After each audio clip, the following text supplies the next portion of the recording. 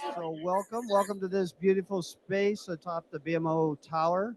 We're in the Michael Best Strategies room here with a beautiful view. Even here at dusk on a cloudy day, we can see the big pond. So thanks to our host and lead sponsor, Michael Best Strategies, and thank you. Well, yeah, let's give him a round of applause. And thank you also to our other sponsors, Spectrum, State Bar of Wisconsin, and AARP Wisconsin. I'm Jeff Mayers from WisPolitics.com, and we're here to talk politics a year out from a big election in Wisconsin. And we have guests from New Hampshire, then Iowa, and then Charles Franklin and I will be talking about Wisconsin and what happens in the battle for Purple Wisconsin. So we're going to start off with Andy Smith, who's the director of the University of New Hampshire Survey Center. Welcome, Andy. How are you? I'm doing well, thank you. Glad to be here. Can everybody hear Andy? All right. So tell me about your love for Milwaukee and Wisconsin first, Andy. Well, I had the pleasure of living in Milwaukee, I guess Shorewood technically, and working at the University of Wisconsin-Milwaukee for a couple of years in the 1990s. Enough to do some polling there, and we did it with UWM in 1998. Then I moved to New Hampshire. And you knew that you were going to be in the center of politics in New Hampshire, of course, right? First in the nation primary. New Hampshire has more elections than any state in the country. We elect everybody about every year or two, and a lot of opportunities for political scientists and pollsters to play around. Yeah, opportunities abound. What is this? I've been reading a lot about New Hampshire leading up to this, and I hear comments like, "Wow, it's really boring this presidential cycle," and that's not just because Trump appears to be the big leader. It seems like candidate visits aren't what they used to be. Is that narrative correct, or are things different? I think if you looked at the number of candidate visits, probably maybe a little less, but not too much. I think the biggest difference is the amount of time that candidates spend when they come to New Hampshire. It used to be they would come for a week, maybe 2 weeks, and do some actual campaign trips. Now they pretty much fly in the morning and are gone by the afternoon. The campaigning is now more important to have the video for national news of you shaking hands or talking with that New Hampshire voter rather than actually talking with the New Hampshire voters. So I think that's really what happened, is that the quality time is much less than it was in the past, which means that there's not as much buzz that can pick up among the cognoscenti or the politicos of New Hampshire. Yeah, that would be us here. So what's the state of the primary there, the GOP primary? It's right now, it's Donald Trump we had at 39%. He's been between 35 and 40% for most of the time that he's been out of office. That is, he was lower than that before he had his first indictment, then his numbers rebounded.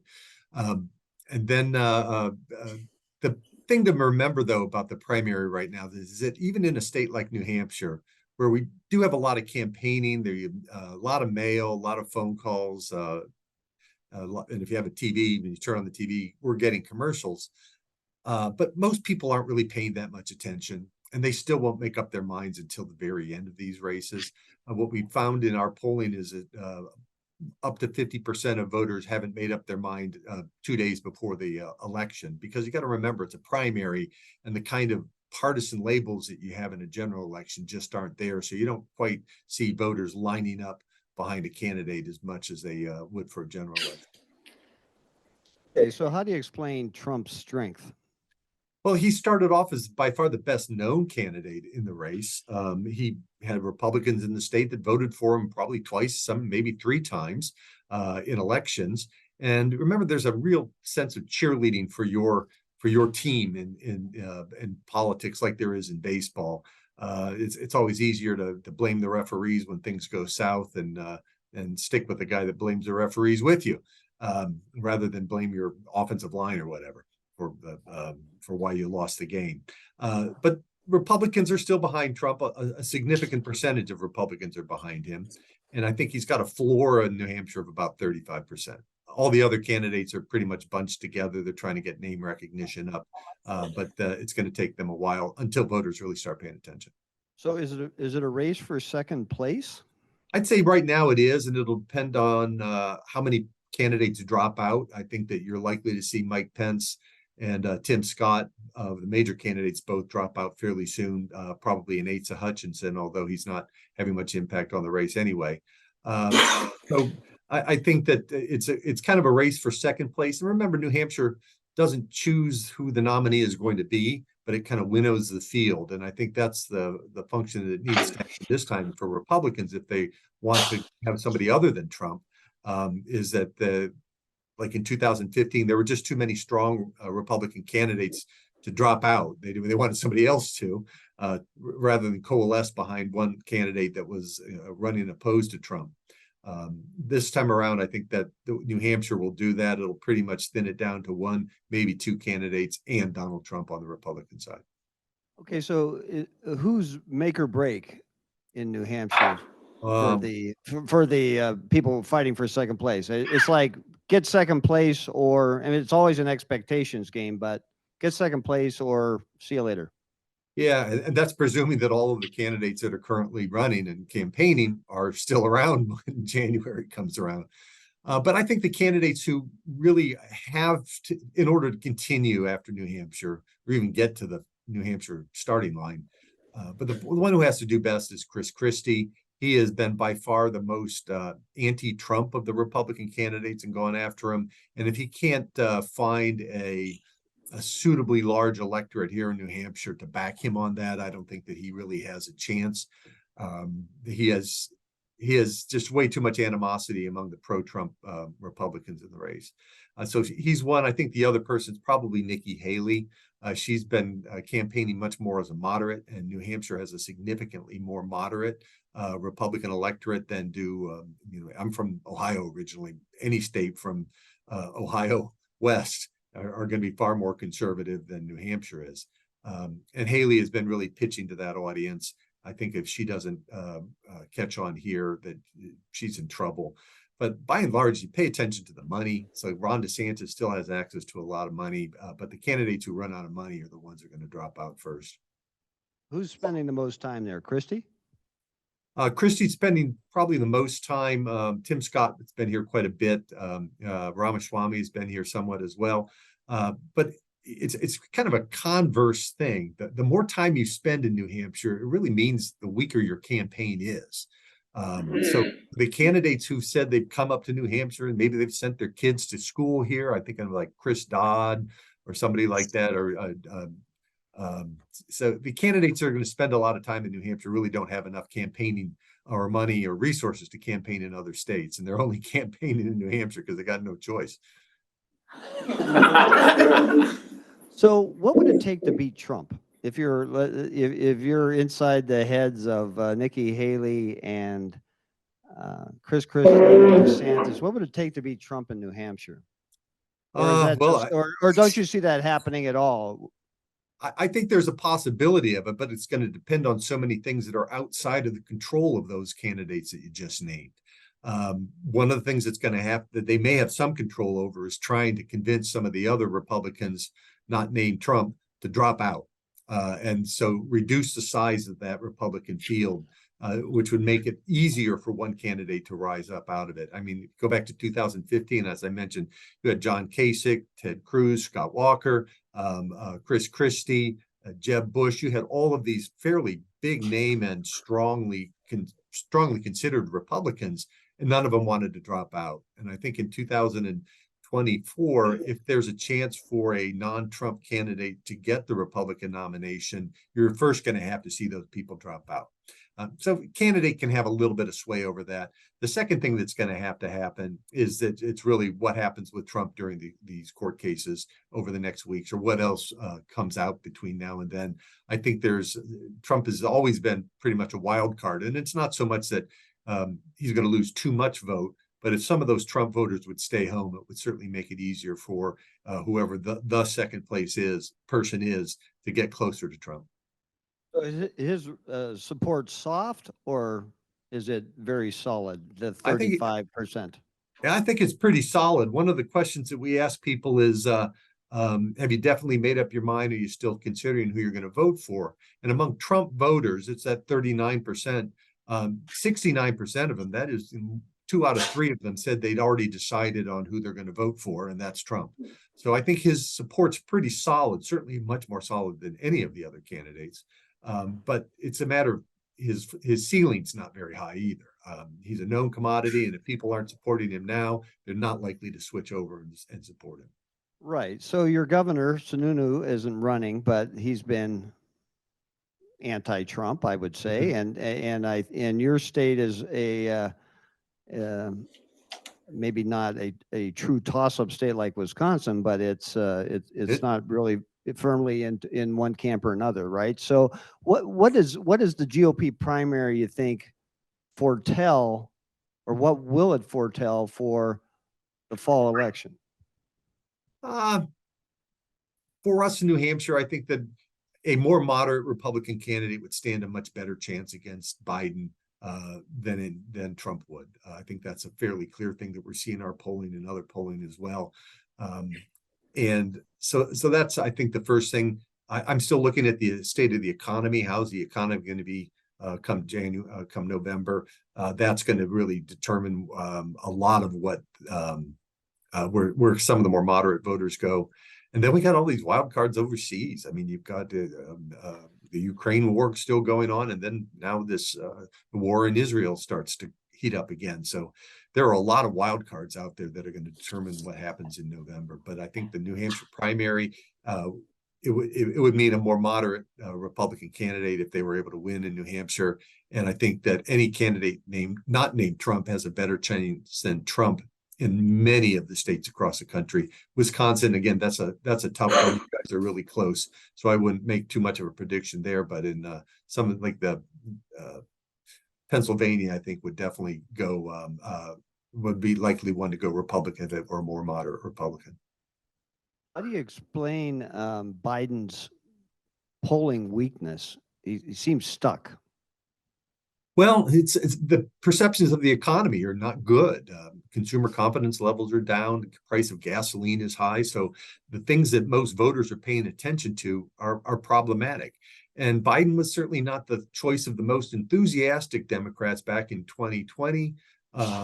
Many of them still think he's not progressive enough in his policies and hasn't pushed hard enough, and they've been disappointed about some of the opportunities they feel he squandered. They think he's too old. That's definitely coming out in our polling, that Democrats are very unhappy with that. And they'd like somebody other than Biden, but they don't know who that is. So they're kind of stuck with Biden and begrudgingly having him as their flag bearer. Democrats are not going to switch by and large to Republican Party. They may stay home somewhat if Biden is unpopular and the economy is still bad. But I think the Democrats are saddled with that for better or worse. What's the RFK Jr. factor, if any?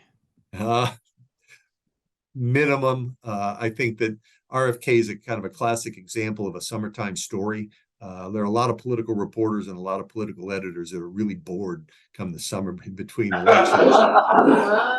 And they're sending the reporters out saying, go get me a story.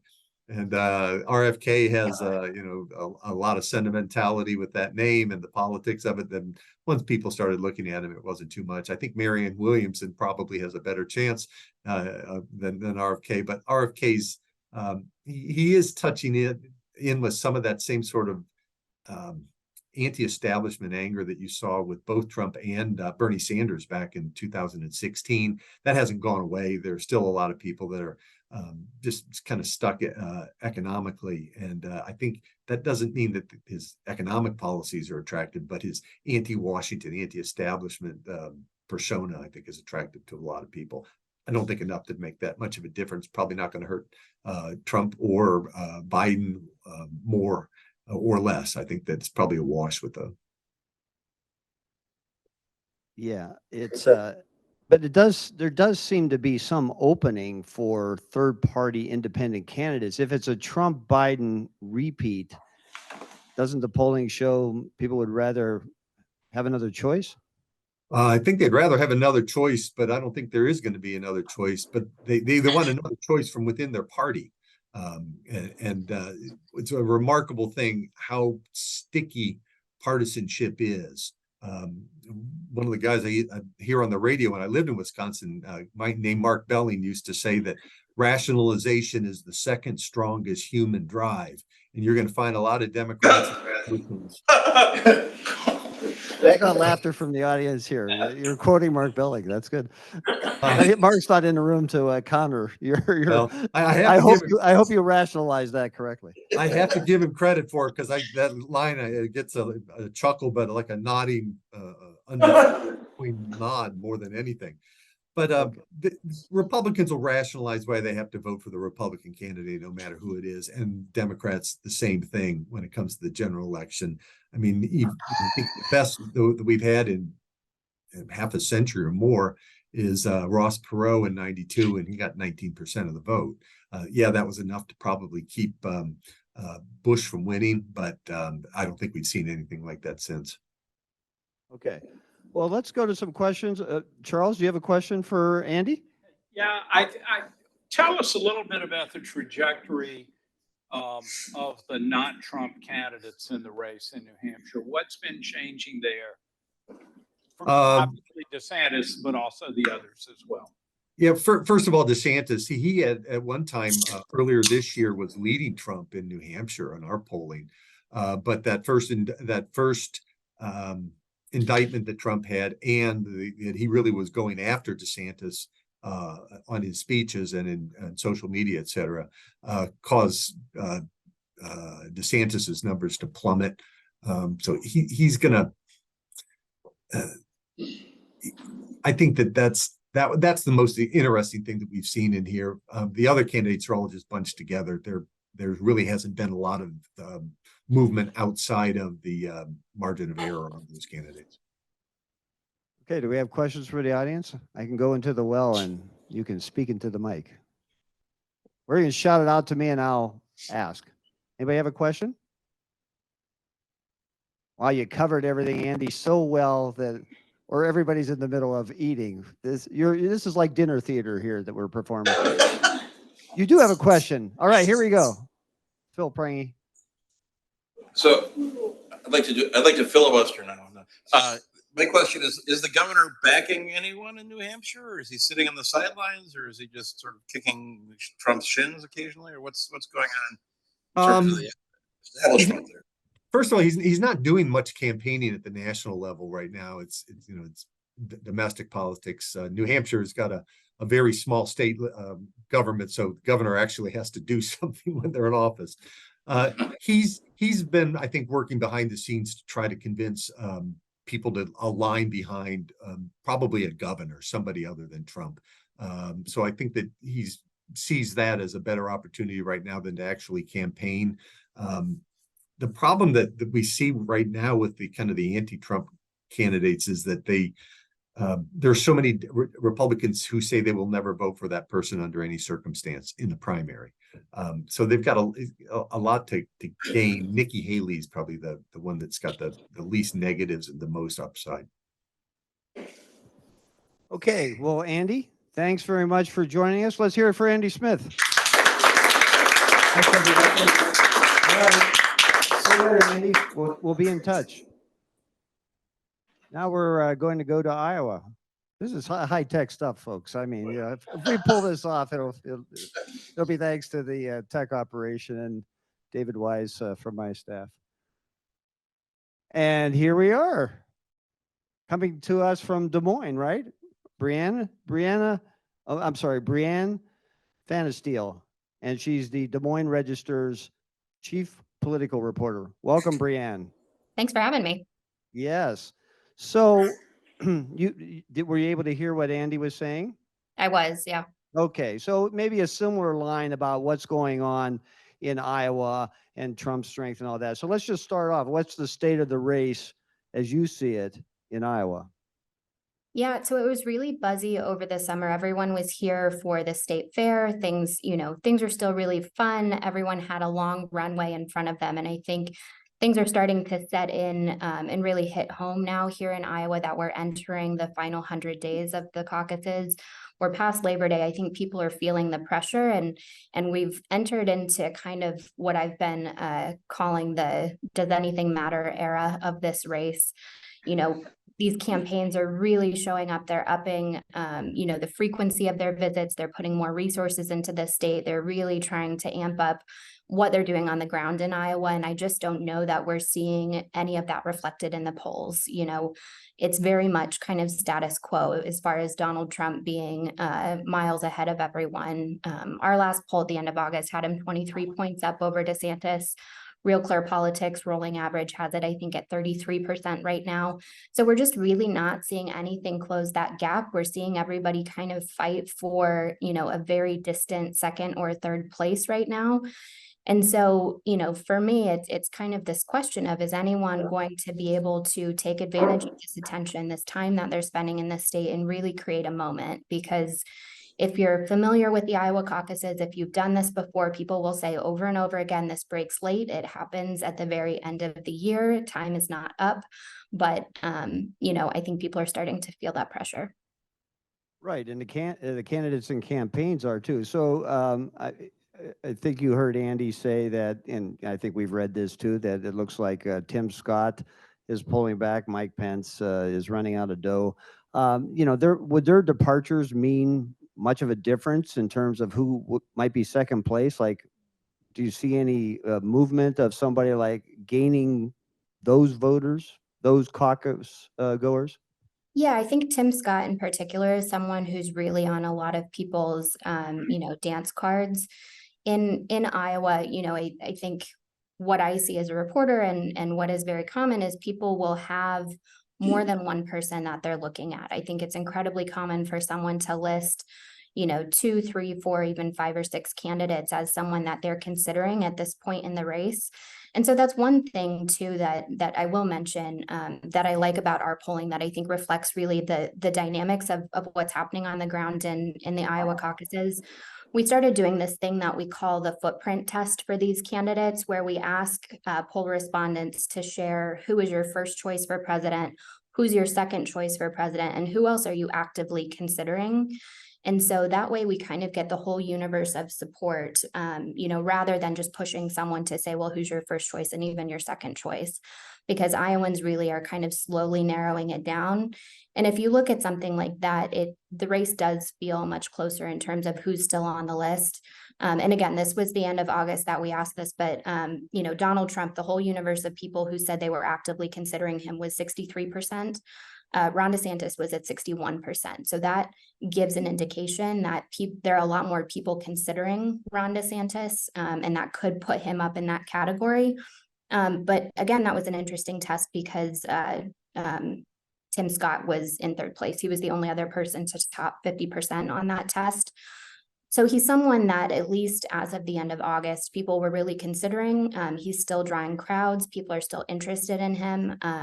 So I would be interested to see where his supporters end up going if he does leave the race. Mike Pence is not someone who is particularly high polling. I don't know that there is a whole big share of people who are naming him as their first choice candidate who will go somewhere else enough to truly shake up the race. But if you get enough of these kind of lower tier candidates, or at least lower polling candidates dropping out, there may be some, movement that could actually be significant. Okay, so is Trump's support, in your view, from out there talking to people and the polling that the Des Moines Register has done with Ann Seltzer, is it soft? Is it, very committed? What's your view? Yeah, I think much like we just heard from New Hampshire, the people who are for Donald Trump are for Donald Trump. His supporters are much more likely than the general caucus going electorate to say that their minds are made up. These are people who have entered the political realm specifically because of Donald Trump, and they don't necessarily have a backup choice. So I think his support is really firm. Some of the other questions that we've asked to have kind of painted this picture of just how kind of entrenched he has become in Iowa politics. We asked, do you consider, we gave people kind of a list of identifiers and asked them to say which one they identify with. And 46% of likely Republican caucus goers say they identify as a MAGA Republican. Just 23% say they're anti-Trump. So that kind of gives you a picture of the Trump anti-Trump groups in Iowa right now. Okay, so I was going to say, how do you explain Trump's support? But I think you just explained Trump's support. They're self-identifying as MAGA Republicans, so I guess that would answer that.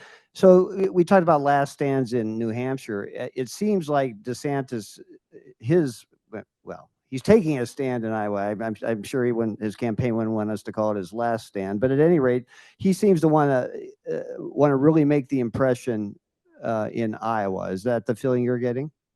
Yeah, absolutely. I mean, we saw the news that he was moving a third of his Florida staff into the state, his campaign side, and his super PAC has really kind of been dominating the Iowa field, the field operation for basically this entire campaign. So very much we're seeing him move into move resources into the state. He is campaigning more aggressively in the state.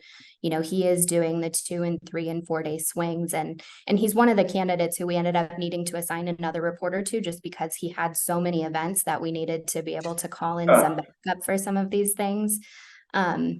So I think he's making this play for Iowa, for a couple of reasons. One is because Iowa is the state where traditionally and historically people have been able to come from behind. They have been able to make a name for themselves and really rise from a lower tier into contention. And not to say that Ron DeSantis is a nobody coming into the state. Obviously, there were a lot of really high expectations for him, but this is the kind of state where there is, the media markets are much cheaper than in other states. You can get across the state by car. You can do the kind of door knocking that you can't do in a, much more densely populated state. So Iowa is really kind of tailor-made for some of these insurgent candidacies, for people to come in and get the attention. And one thing that's really underappreciated, I think, about Iowa is just the way that this is baked into the culture of the state, into the political culture.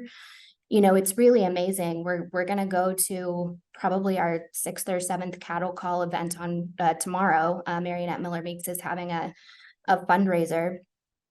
People are going to come out to this on a Friday night. They're going to go to these things on a Sunday afternoon. They're going to go see these candidates in person a couple of times. And so really the thinking is that if you can't convince people in a state like Iowa with that kind of time, with that kind of commitment, then really, where else can you do that? So for that reason, I think we're seeing him really invest a lot of time and energy into Iowa, but also there's just going to be an immense amount of pressure on these candidates to consolidate once we get beyond this state. And if you haven't proven yourself as a viable contender, the money is going to fall apart. And that's really what's going to, convince candidates to drop out of the race.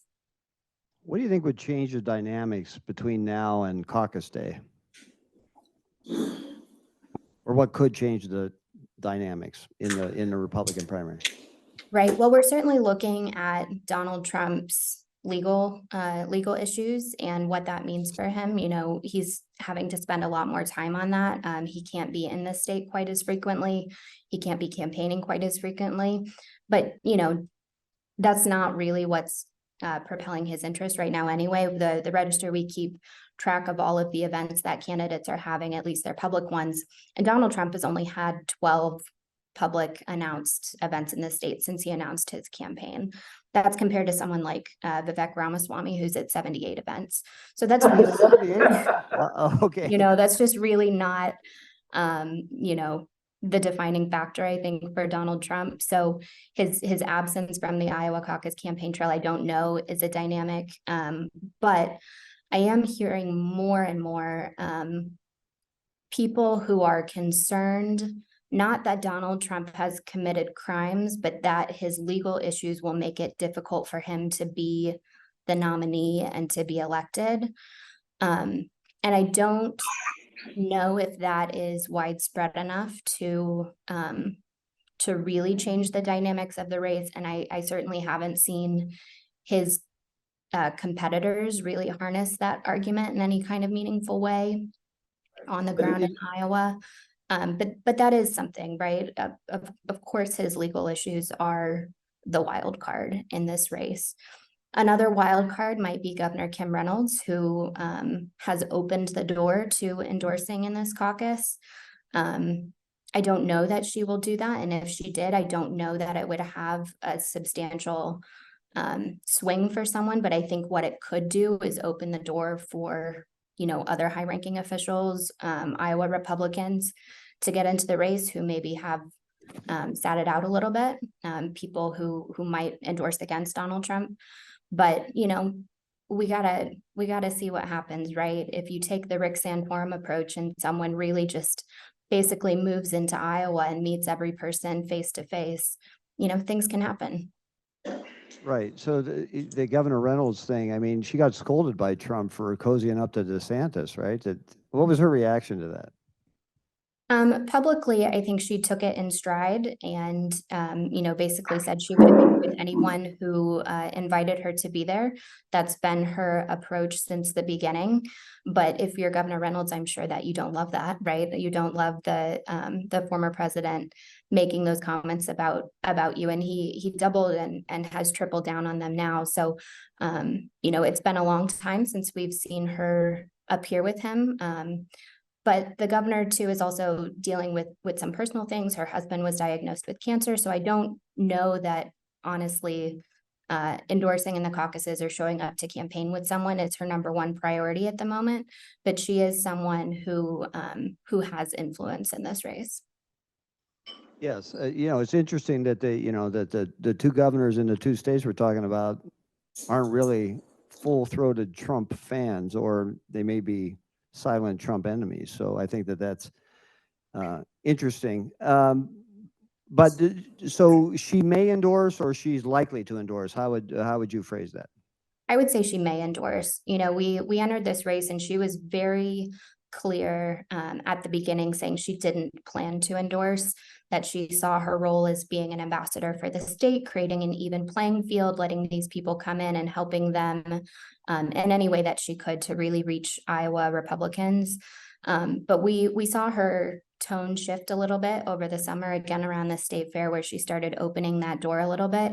And so I don't know that it's a signal that she will endorse, but it definitely gave her some room to do so if she decides she wants to. And that may be a political calculation. If somebody does rise up and look like they could actually challenge Donald Trump, maybe she's waiting for something like that. And if the race stays like it is, there's a political calculus too. Do you want to ruffle Donald Trump's feathers even more if he looks like he's going to go on to be the nominee? But I'm sure there are a lot of things that she's thinking about, and whether endorsing is a good idea. Iowa, like New Hampshire, is always dealing with questions about first in the nation, and being able to hold on to that and to claim, credibly, that it creates a level playing field for everyone, that the governor isn't going to tip the scales in favor of someone else. So there's a lot that actually is going to go into that, I think. Yeah, so you bring that up, and I'm looking at you have Obama behind you there, and I knew Obama was going to win. We were running IowaPolitics.com at the time. This is back in 2008, and I knew that Obama was going to win because there was a huge snowstorm right before Christmas, or maybe it was right after Christmas or something, and he filled the arena. And I thought, I don't think that would have happened for Hillary. But what happened to Iowa? Iowa used to be a toss-up state. The Democratic caucuses used to be as important as the Republican caucuses. What happened? Well, there's a lot into that question. I mean, I think the Democratic Party broadly is just really struggling in Iowa. I think as recently as 2018, we could have, credibly called Iowa a purple state, right? And in that congressional election, 2 Democrats flipped Republican-held seats in Congress. The Democrat running for governor came within just a couple of percentage points of defeating Kim Reynolds in her first election. And that's just really kind of fallen off. We've seen, I think, demographics are part of a lot of that, right? If you look at the Democratic Party nationally, they're really kind of building a coalition around, a younger, more diverse coalition, and Iowa is disproportionately older and whiter.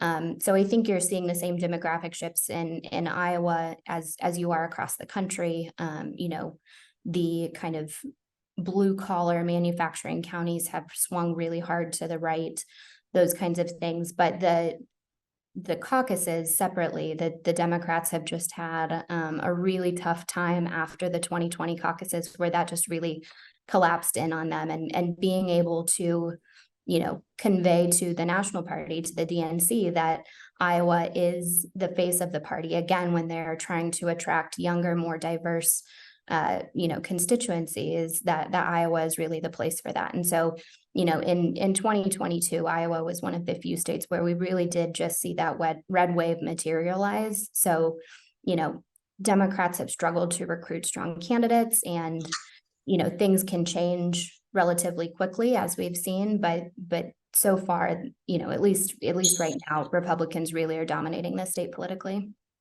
Yeah, were you covering the politics at the Register during the last Democratic caucuses there that were so screwed up? It was quite a night. Yeah, so I think it's like the national party disowned the Iowa Democrats after that. It's like, oh, you know, we don't want to have anything to do with you. And it's I mean, it's just, I think it's such a dramatic shift. It's because there's no doubt that at the end of the day, come November of next year, I was going to vote Republican, right? Yeah, I think that's exactly right. And it's been interesting to see the push and pull between the state party and, you know, state level candidates and, you know, Democrats in DC, whether that's the D-TRIP or the DSCC, you know, coming in and supporting the candidates here. There was a lot of frustration after the last election that, you know, DC Democrats didn't do enough to support the candidates here. And, you know, we talk about Iowa being a really solidly red state, but in the 3rd district, for example, Cindy Axne was the incumbent, and Republican Zach Nunn beat her by less than a percentage point. So there are still places in the state, and that's where Des Moines is located. So there are still portions of the state where I think Democrats can be competitive, but they have to, you know, the party has to write itself. They have to be able to recruit good candidates. Right now, there is still not a Democrat running in the 3rd district in what is arguably their most competitive seat in the state. So they've got to help themselves a little bit moving forward. Okay, so Brianne, meet Charles Franklin. Charles Franklin, meet Brianne. And yeah, Charles doesn't know where to turn. We're looking at that camera over there, but that's okay, Charles. Anyway, Charles, you have a question for Brianne. Yeah, is the sense that the DeSantis campaign has declined in Iowa over time, or has Trump improved over time, or both of those things going on? I think we've seen Trump improve a little bit, and I think we've seen DeSantis, if not decline, then stagnate. You know, he came into the state with such high expectations, and, you know, we've seen this play out in a lot of various other iterations, right? My first race that I covered for the Register was the 2015 caucus cycle, and I was assigned to cover Scott Walker, who we know who that is. You guys know that name. He came in with enormous expectations and just really couldn't pull it together. And so if you're not meeting, all of this is an expectations game. So if you're not meeting expectations, you're failing. And so I think in that way, even if DeSantis hasn't fully declined in the polls, he's not meeting expectations. And so in that sense, he is failing in Iowa. In our national data, we've seen that back in January of this year, DeSantis was quite well liked among Republicans who were also favorable to Donald Trump. Over time, he's remained pretty well liked by Trump people, but his vote among them has just collapsed. And that's sort of my interest here, is whether the Trump positive Republicans have sort of coalesced around Trump and moved away from DeSantis. I think you basically answered that question, but the issue is, how does anyone make any inroads with Trump voters as opposed to trying to win over all of the not Trump Republicans? Clearly, nobody has really consolidated that not Trump vote, but it doesn't look like there have been inroads into the Trump supporters either. I would think that would be an incredibly steep hill to climb to make inroads with Trump supporters. The people who like him are more or less locked in. Again, going back to kind of that footprint question of first choice, second choice, and considering 10% of people named Trump as a second choice. So I think if you like Donald Trump, you're kind of with him. And so I don't know that we've seen any kind of erosion of support of Trump supporters. And Club for Growth put out a memo a couple of weeks ago about efforts that they had underway to kind of focus test a bunch of messaging in the state to see what would work to convince, Trump skeptical voters, people who are maybe with him, but kind of searching. And they found some things, but they found that a lot of that support is really baked in and that it's really difficult. And so I have yet to see, and especially in conversations with Trump supporters in Iowa, you raise all of the things that are going on in the news, his legal issues, it just doesn't bother them. And so I've yet to see things that really shake that. His comments recently about abortion politics. Donald Trump was on Meet the Press, and he said that a 6-week abortion ban like the one Ron DeSantis signed, which is almost identical to the one that Governor Kim Reynolds signed here in Iowa, is a terrible mistake.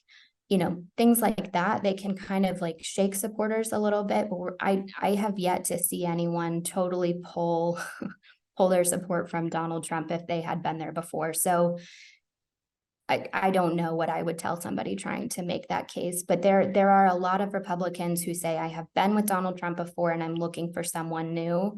But you go to these Trump rallies and, part of my job is always to talk with people in the audience to see why they're there, whether they're thinking about anyone else.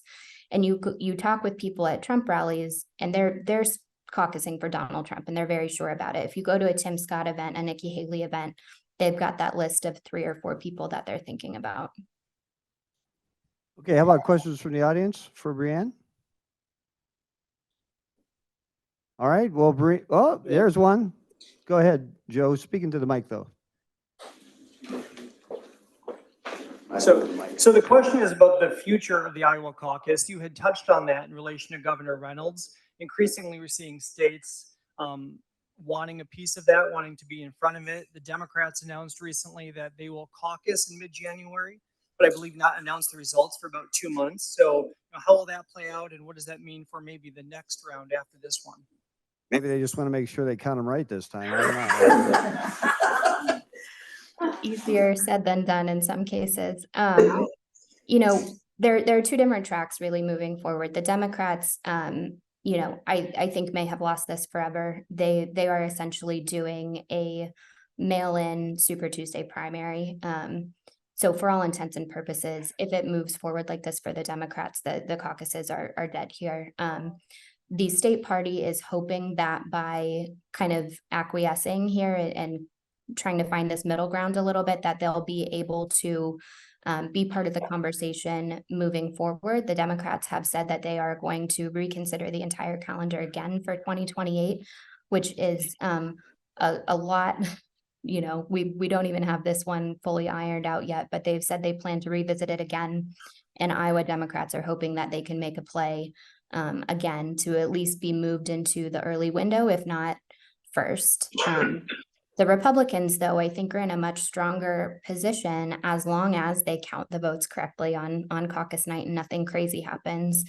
I think the Iowa chair of the party, Jeff Kaufman, has a really good relationship with Ronna McDaniel in the RNC.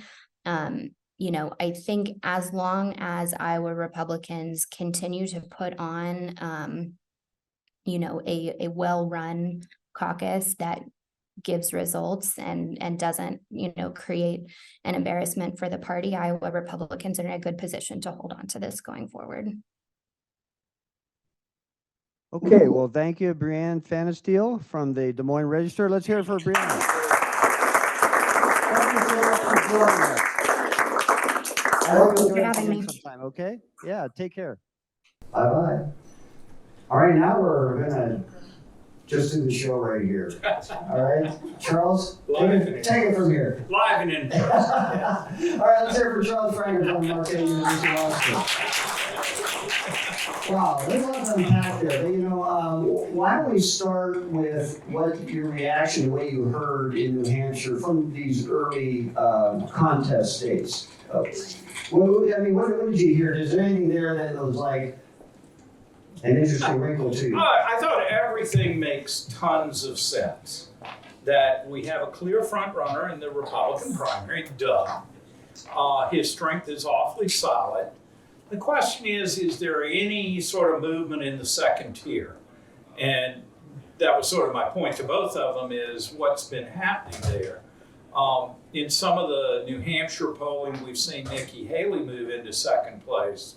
But DeSantis's campaign has really fallen off, not to quite say collapsed, in New Hampshire polling the same way as it has in national polling.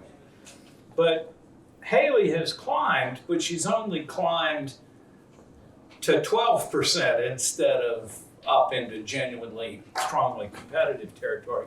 I would say the one thing that neither of them mentioned is looking a little bit ahead at what happens in these early primary states in late November, December. Because if we go back to 2012 or 2016 or earlier races, we've often seen movement happen in the late fall and happen in early primary states. So I think it's not quite late fall yet, but the time is ticking away. If you look at 2012, for example, Mitt Romney was sort of consistently in the 30 to 35% range as the front runner. And then there was a host of people in single digits. And we saw, 5 different candidates have a sudden surge up into the teens, followed by an equally rapid decline, while Romney sort of stayed up there in the 30s. None of them ever reached the point where they could sustain the traction that would be required to really amount a challenge to the front runner. But we do see those changes take place. If I could push it all the way back to 2004, John Kerry was nowhere, but suddenly shot up in late December and then did well in Iowa and went on to be much stronger. Once the voting starts, we've often seen somebody emerge as, the remaining challenger, if you will. But I want to look a little before that and just ask and watch for, is there any sign of life among these not Trump folks that in the late fall something happens to their campaigns? I'm not seeing the evidence for that. We talked a little bit about people dropping out. That could move things a little bit. But watch for it, but don't expect it, I think, is sort of my perspective on it. Well, wouldn't it really take Trump versus one very strong alternative that non-Trump voters or caucus goers could agree on? Otherwise, he'll always win in a field of however many we have here. Oh, absolutely. What we've seen in our national polling is until very recently, Trump had about 70% favorable among Republican registered voters nationwide, and about 30% unfavorable. The 30% unfavorable are almost none of them supporting Trump in the primary.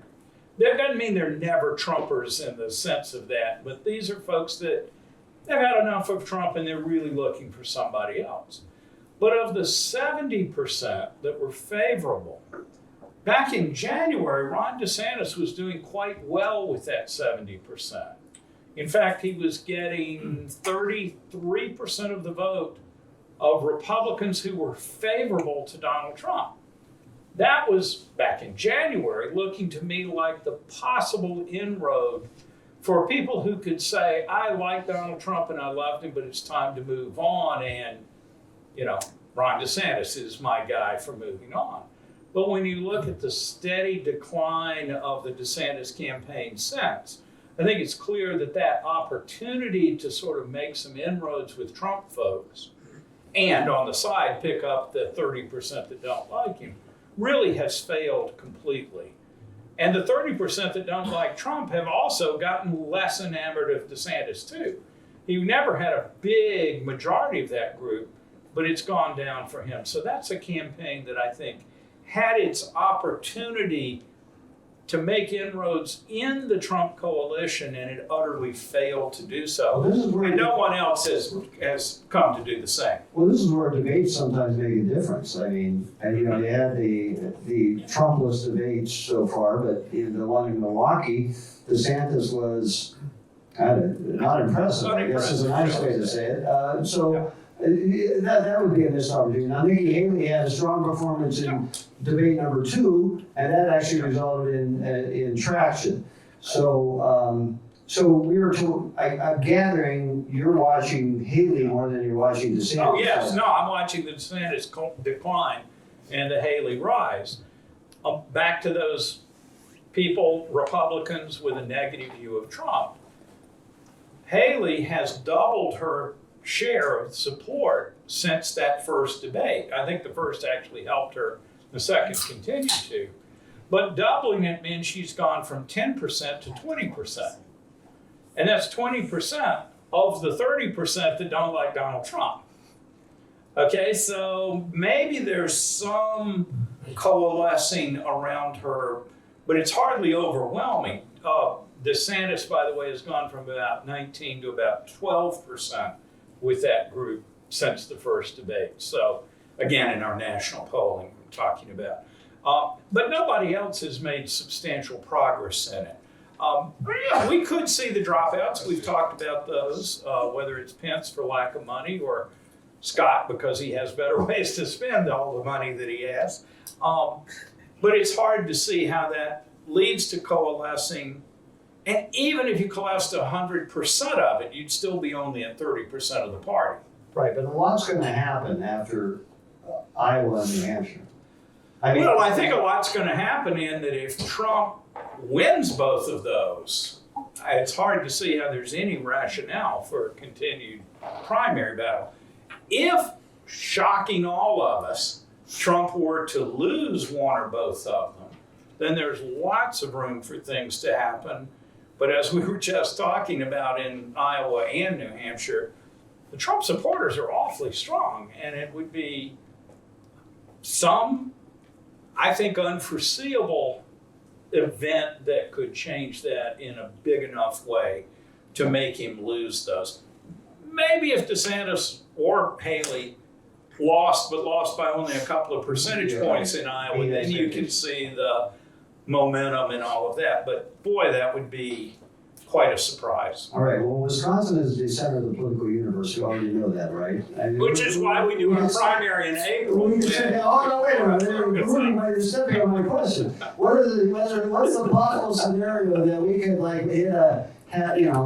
be significant in 3 big ways in 2024? Well, shocking developments early in the system that really surprise everybody, and somebody emerges for some reason. It's surely got to be a combination of something just comes off the wheels with Trump, which again, we haven't seen that happen for 7 years, so I'm not predicting it. And a candidate kind of coalesces the party. You can see that. Remember 2016, Trump and Ted Cruz had this battle royale here that Trump lost. Actually, remember that Hillary Clinton and Bernie Sanders had quite a fight on that day in 2016 as well. So just because we're in April doesn't mean we're always irrelevant. In our good years, we're actually quite a focus because the match hasn't been settled through Super Tuesday, and then we kind of stand more or less alone in early April. But we don't have any contest on the Dem side. On the Republican side, this could so easily be wrapped up even before Super Tuesday, but certainly after. That, let me just say, I'm not expecting us to have the battle royale, But oh my goodness, wouldn't it be an interesting story if we do? Okay, so there was some new polling out today. Bloomberg was the lead organization. Morning Consult was also involved, and they polled in all the toss-up states, including Wisconsin. And the Wisconsin result had Trump leading Biden narrowly, and I think it was 46-44, Okay. 2-point lead. Okay. So is that an accurate poll? Absolutely. What do you want me to keep say? going. Keep My going. brother pollsters, I must No, not. okay, but I mean, what is that? I guess what did it tell you? That the campaign for Bidenomics is failing. That Biden is slipping. That Trump is gaining. That what does it tell you? I think most of these 7 states they looked at are close. Most of them lean to Trump. Biden's ahead in 1 and tied in 1, I believe. Biden's only ahead in Nevada. Right, and tied in Michigan, isn't Right. it? So there's a little bit of a tilt in Trump's direction. These are the toss-up states, so a little bit of tilt in close states is interesting, I think, newsworthy. But a couple of points is margin of error kind of stuff. And I do want to preach for just a second on this, because sometime in August it was like pundits woke up and noticed that the polls were close and said, oh my God, we thought Biden had this wrapped up. The polls never supported that. If you look back since the beginning of the year in the Real Clear Politics average, neither candidate has ever been ahead by more than 2 points. And both candidates have been ahead by 2 points or less at some point over time. It's kind of oscillated and not been consistent. A month ago, Trump was about up 1.1 in that average, and today it is dead tied to the first decimal point. And I think that is a powerful story, and it kind of drives me crazy that focusing on one individual poll that shows a big lead for one or the other grabs the attention. Or the reverse, seeing a few really close polls suddenly made Washington pundits go, oh my goodness, it could be close. Just watch the averages and look at how close they are. When you go to the Real Clear Politics page, the lines move up and down like this. But if you look at the scale on the left, you'll see they're all moving within about 3 points. It's just really minimal. At one level, doesn't that make sense? We have the 2 best known candidates with actual records as president, with, at least on the Trump side, very devoted followers. On the Biden side, a less enthusiastic group, but they really don't like Trump. And so this seems like a real recipe for a close race. I love that these polls that Bloomberg did were across the 7 states that will. I don't remember anybody doing this, or is this is it pretty common? Or Rarely does anybody have the resources, but I guess Bloomberg does. yeah, there you go. To do 7 statewide polls. And to have a margin of error that's decent in each. It's decent. Yeah. It's It was about 3 or 4 points in each state. It's about 800 in most states. I think in Wisconsin they only did 700. But it's a quality poll. I will say the guy that created Morning Consult is a UW-Madison graduate and one of my former advisees. So good on him. Of course. I'll take all the credit for that. The fact that he got a PhD from Stanford doesn't mean a damn thing. All about the UW-Madison side. I guess my current employer wouldn't like me to say that, so forget I said that. But seriously, you look at these states and, I'm doing national polling. I think we watch how the coalitions are changing, what's happening to DeSantis within the party. But come next November, it's all about these 7 states. And it's even kind of debatable about whether it's really 7 of them. North Carolina would be quite a reach for the Democrats to pick up. Michigan right now looks like it would be quite a reach for Republicans to get. So we're sort of down to maybe 5 in there.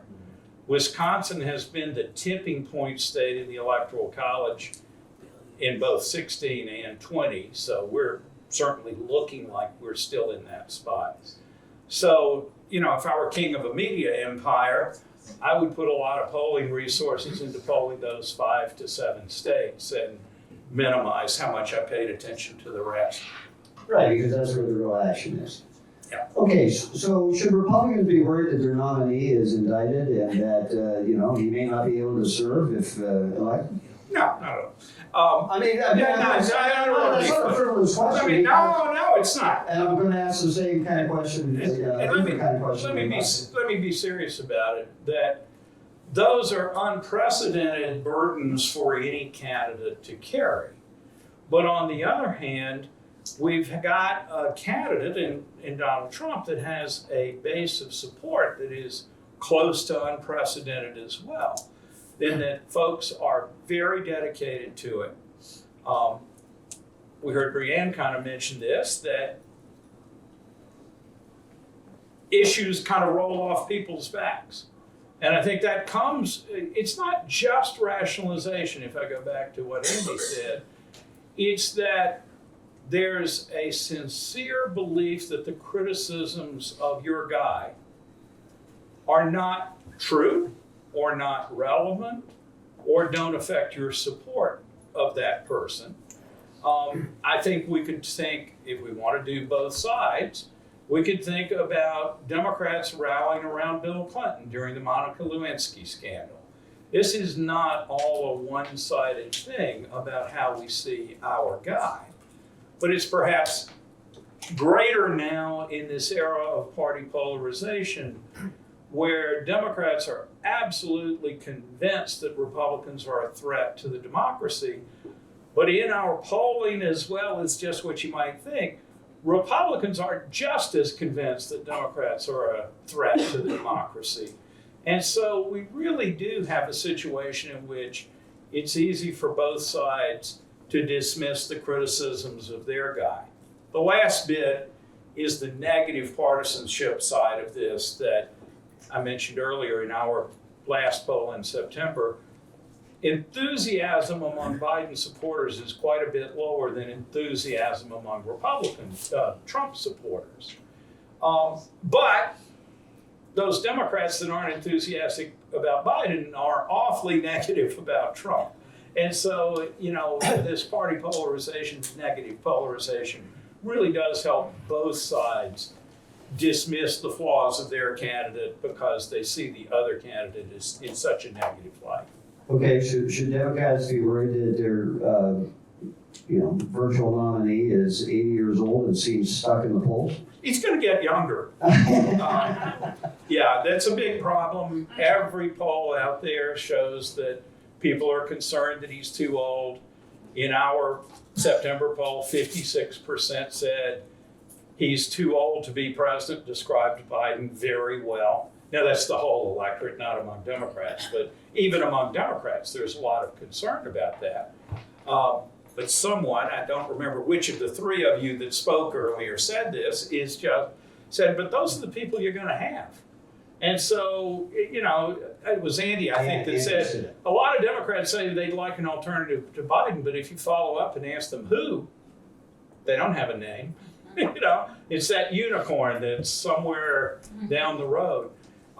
And so I don't think this is entirely unprecedented going into a campaign with an incumbent president to have even within that incumbent's party people who wish they'd done better, wish they had done more, or possibly done less. But as the campaign or the nomination process winnows that down to that's going to be your nominee, they start finding lots of reasons to like them a bit better than they did. And I think that's likely to happen, but we really do know that Joe Biden is not going to be any younger. Yeah. What's dragging? What's holding them back, though? Is it this? Is it the unenthusiasm? Yeah, I think that's part of it. But it really seems these views of the economy, which are really emphasized in this. I encourage everybody to check out the Bloomberg report on this. You can sign up for free, and you don't have to pay. But it really is striking, I think, that in a time of low unemployment, where we've seen they are going to avoid a recession, or at least if there is one, it would be a soft recession. And retail sales are still going strong. What is Biden's problem? Well, certainly the perception of the economy is quite negative. We asked about, do you think it's excellent, good, fair, or poor? Yeah, in September. And I think overall we had 3% excellent and 16% good. So if you're splitting the vast majority of the electorate between fair and poor, that's a problem. We do see a lot of partisan effect in that. So we also ask people about their personal family financial situation. And among Republicans that say they're personally living comfortably, 48% say the economy is poor. So it's like this divide. Their personal circumstances aren't negative, but they see the national economy that way. Among independents that are living comfortably, it's only 19% that say poor, and not surprisingly among Democrats, it's only 3% poor. So that just is a good example of how much our economic perceptions are filtered through partisan lenses, even taking into account what your own financial situation is like. But that doesn't mean it isn't real. That doesn't mean that you don't have this pessimistic view. I do think if we go all the way back to 2007, 8, and 9, the Great Recession, so many people suffered major financial issues during that time. And we had a steady but slow recovery through 2010 to 2016 and later. That we saw this dip in economic perceptions then that whether it was in the Obama administration or the Trump administration or the Biden administration, we've never seen economic perceptions rise to the levels that we saw in the 80s and 90s with similar good economic times. It's like there's more of a negativity about the economy that holds those perceptions down in a way that wasn't true in the 80s and 90s. And I do think some of that is the aftershock of the Great Recession, where so many people lost homes, lost wealth, and so on. Just one last thing. Yeah. We did ask, and we're going to monitor this through the election.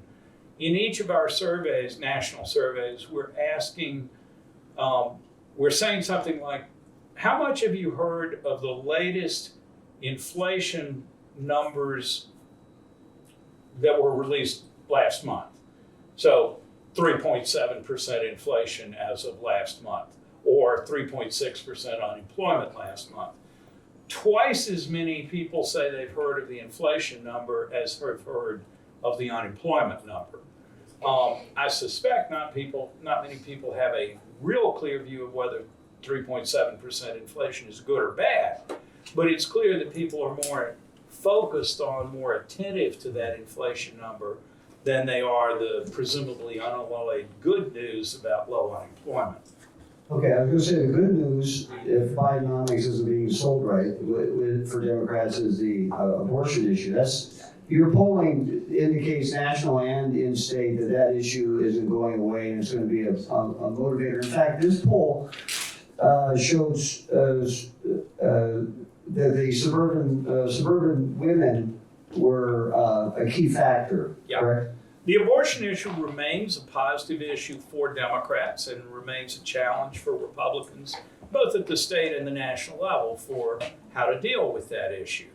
I'm not convinced it's the secret sauce for Democrats next year, but it's certainly a positive element as opposed to immigration or the border and the economy and to a lesser degree crime, which this Bloomberg survey and ours last month all show favor Trump substantially and seem to have greater levels of concern than Medicare and Social Security or unemployment for that matter. But abortion, and climate change is the one things that really favors Democrats, but it's hardly the driving issue for the vast majority of people.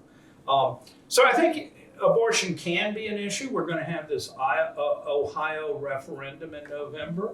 That'll bear watching because we had several referenda last year. Let's see how this one turns out.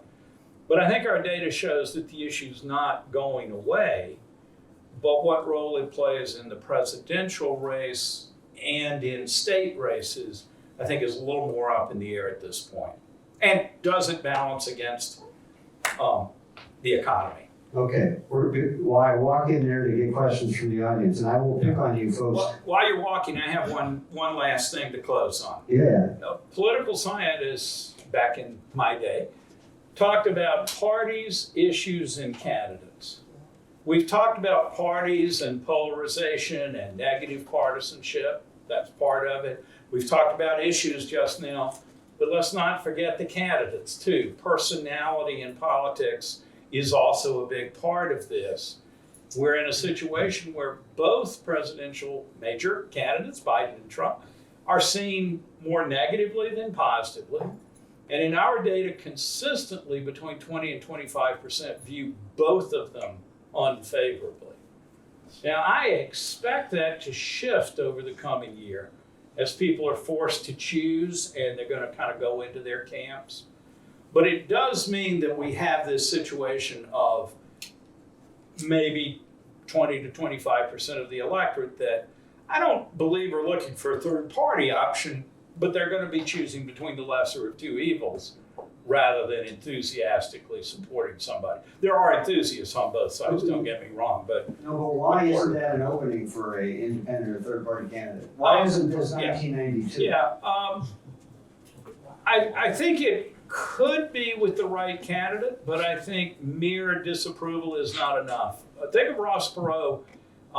Some of us are old enough to remember his TV infomercials with flip charts of what we call the PowerPoint slides today about the deficit. And, he really had an issue that he drove, and he had a ton of money by their standards to drive that message. I don't see the third-party candidates that are currently on the scene as having the resources or that kind of compelling message at the same time. That could change it. There's a question. So we talk about the 2016 election, the 2020 election being so close in Wisconsin, divided by very small margins. But our most recent statewide election was a blowout. It wasn't even close. How does that weigh into your thinking about whether Wisconsin should even be considered a swing state? Yeah, there is this pretty clear difference between presidential races, which, back to 2000, 4 of the 6 have been within a single percentage point. I guess I would push the issue of candidates as part of that, and the particular issues that have come up. So I think the abortion issue helped Evers last year. And it gave us a showcase of the difference between two candidates taking very clear differences on that issue.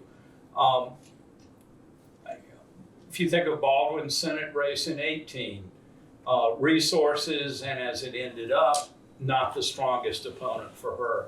So I don't want to say they're just idiosyncratic, but I do think that you got to think about the combination of candidates and issues and to some extent resources. And in the presidential races, we're guaranteed to have all the money in the world. And we are evenly divided state. In my polling, starting in 2012, we had the Democrats at about 31% and Republicans about 27% of the electorate. Now we have Republicans at 30 or 31 and Democrats a point behind that. And that has largely come from white working class men who went from plus 4% Republican in partisanship to plus 25 or 6% Republican now.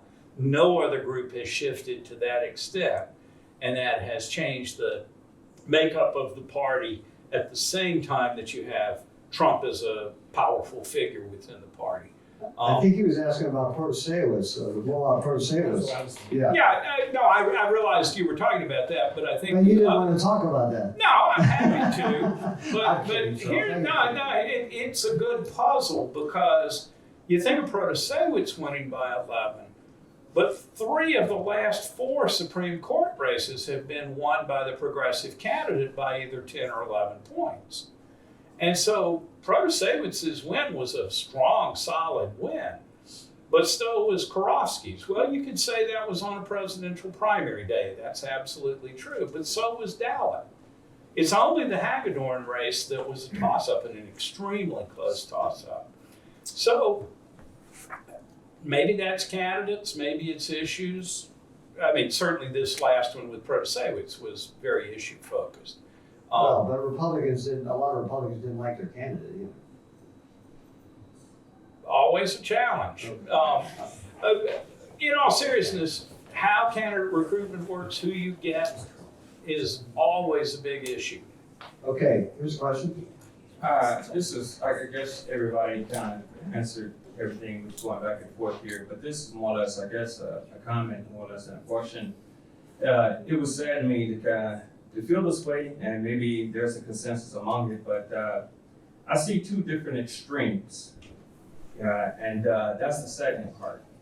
And as I view this, I have the faith to believe that a lot of people, even in this very room, have a different option in their mind. It may not be Biden, it may not be Trump. And from what I used to hear back in the day when I used to listen to some of the old music of James Brown, he said, "This is a man's world, but inspired by a woman." And I think that's the change that I'm seeing coming. That's going to be a surprising sort of effect that we have even on the world as we talk about abortion rights, things of that nature, whatever the case. There's a change that's coming that I believe would spearhead the 2 opponents on 2 different extremes. What that looks like, who knows? Like a lot of people, I keep thinking that we have parties that have really polarized a lot. An awful lot of voters here in the middle. But so many of them that are closer to this guy won't, or woman, won't cross over because it crosses a party line, or the other way around. Look at the votes for the House Speaker this week. There's an awful lot of Republicans that have opposed McCarthy's removal and a lot who have supported Jordan's. But we have a group on the far right that voted out McCarthy, and we have a vote, and it's not the far left of the party, it's the center right of the party, that are preventing Jordan from taking over.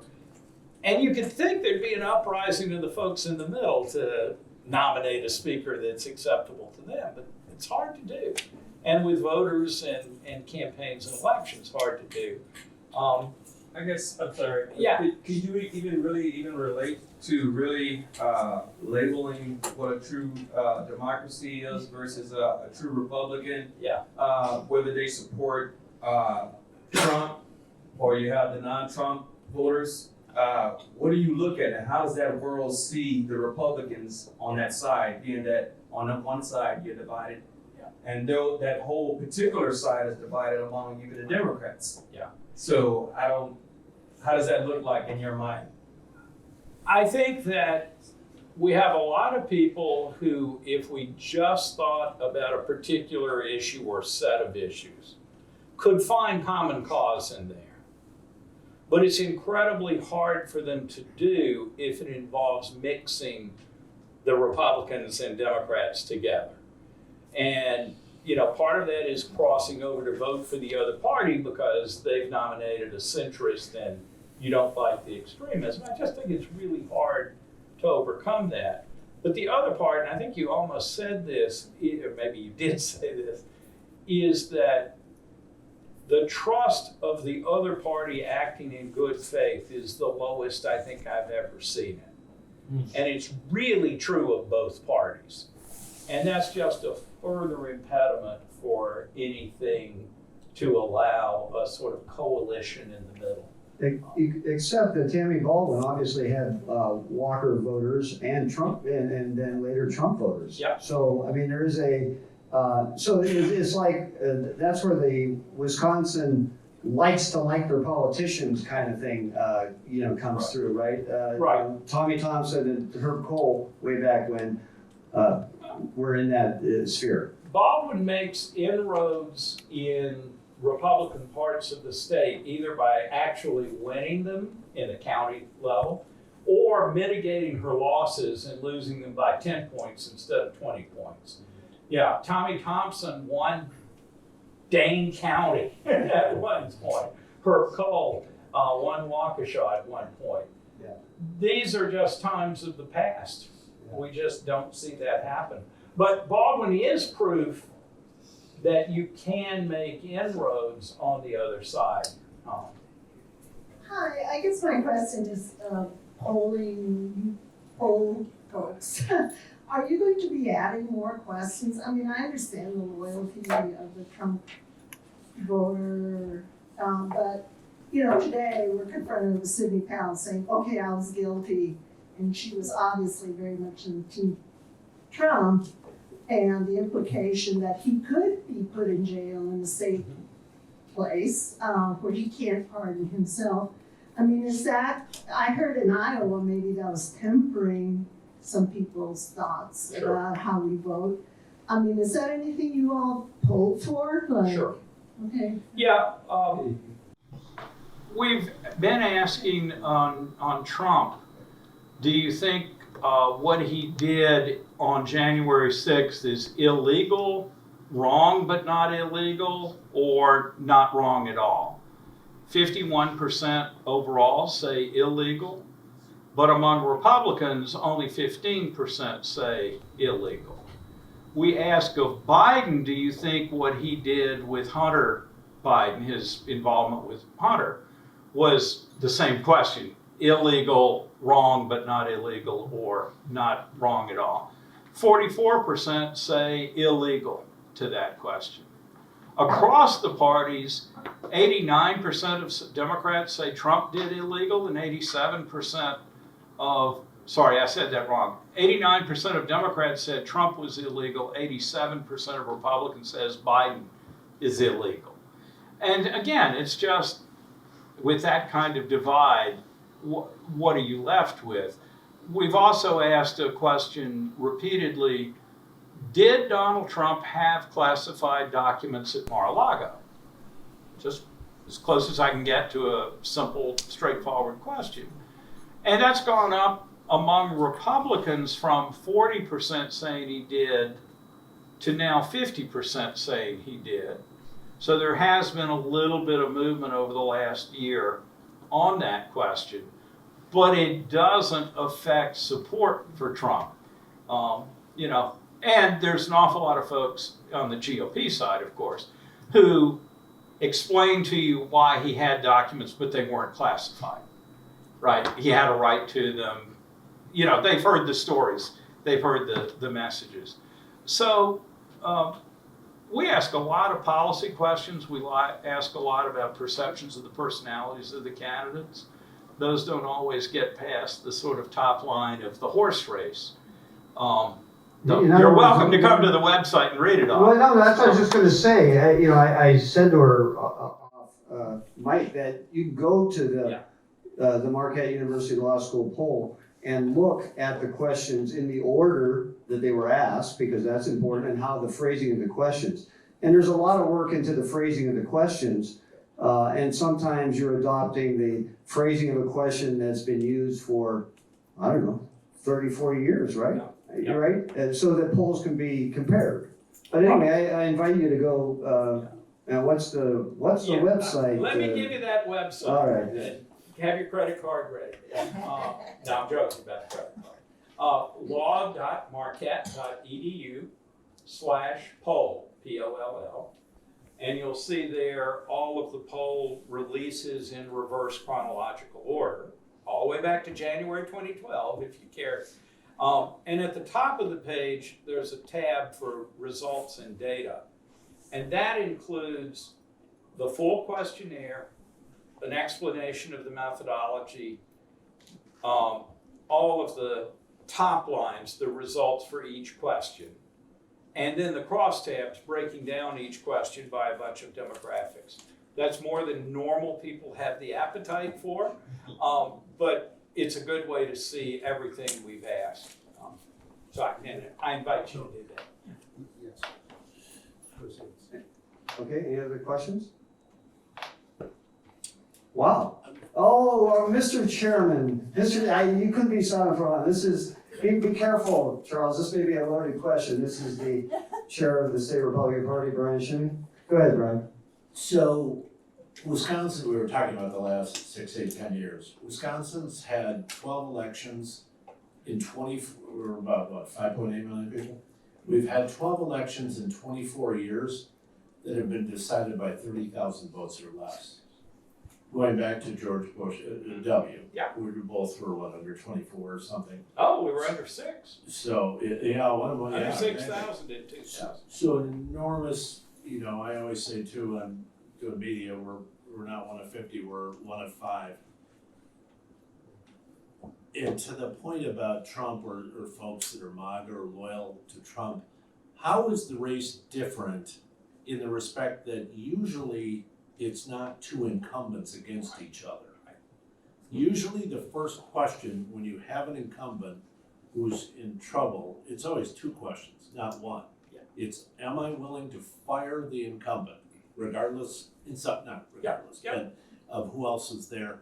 How is this race different with some of the numbers we've seen in the last 10 days showing that broader swaths of people and categories of people have said that they have a more positive view of the Trump years than they do of the Biden years? Because these are 2 incumbents now. No, I think that's, Jeff, I think that's exactly the issue, that these are the best known candidates ever. Right. And we actually have records of how they performed as president. And some people love those records and hate the other record. But we know that information. The thing in a typical race against an incumbent is that the challenger gets to be this sort of unknown early. If they get the nomination, they're better and better known. But they're still the sort of hopeful alternative to the incumbent, as opposed to the known quantity alternative to the incumbent. And so I think in this, Trump benefits from his strong established base and how much people are devoted to him, but he suffers a little bit compared to a different challenger who could be, oh, it's hopeful that guy might be a lot better than this incumbent. And so I do think that's a bit different. Certainly, it's hard to imagine that over the next 12 months, people learn a lot that they had never heard about either of these guys. And that's not true with typical non-incumbent. And my point of that is, considering the couple of polls that we've seen the last couple of weeks where people are viewing the Trump years better, economically, everything, and with the failure or the perceived failure right now of the sell on the Bidenomics thing, I think that's an interesting development. I don't disagree with you, and I think it's certainly a message to the Democrats in the Biden campaign that they have real liabilities on the economy, on the border. It's a little less clear about the foreign policy stuff and, whether foreign policy matters much when push comes to shove. This in one sense, the next 12 months is exactly the campaign's duty to try to change perceptions, try to gain strengths, mitigate weaknesses. Who can do that and who does that better? And the old turnout issue as well. All right, well, hey, everybody, let's thank Charles Franklin from the Marquette University Law School. Let's thank our sponsors, Michael Best Strategies, Director of ARP Wisconsin, and the State Bar of Wisconsin. This is going to say thank you, and pay attention to WisPolitics.com for future events. If you have an idea for an event that you don't see there and you think we'll miss it otherwise, you can always email me, mayors@WisPolitics.com. So obviously this is over because the lights are on. All right, thanks everybody.